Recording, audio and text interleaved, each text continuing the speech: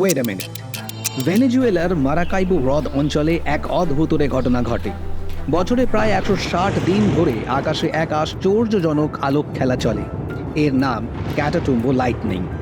বজ্রপাতের এই ঘটনাটির বৈশিষ্ট্যতা হল তার সময়কাল ও তীব্রতা। এখানে বছরের প্রায় 12 লক্ষ বার বজ্রপাত হয়। ক্যাটাটুম্বো লাইটনিংয়ের বজ্রপাতের ঘটনাটি পৃথিবীর সবচেয়ে বেশি, মিনিটে প্রায় 40 বার।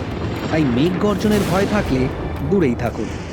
দৃশ্যটি কিন্তু অবিশ্বাস্য। ঘন্টার পর ঘন্টা ধরে বিদ্যুতের চমক আকাশকে আলোকিত করে। ঘটনাটার প্রবলতা এতটাই লক্ষণীয় যে একে এভারলাস্টিং স্টর্ম বা চিরস্থায়ী ঝড় বলেও দেখা হয়। গবেষকদের মতে স্থানীয় ভৌগোলিক বৈশিষ্ট্যতা, বায়ু প্রবাহের ধরন আর ক্যাটাটুম্বো নদীর অনন্যতাই এই অদ্ভুত ঘটনার কারণ। এরকম ধরনের আরও আকর্ষণীয় তথ্য জানতে আগ্রহী হলে দেখুন আমাদের ডিগিন চ্যানেল।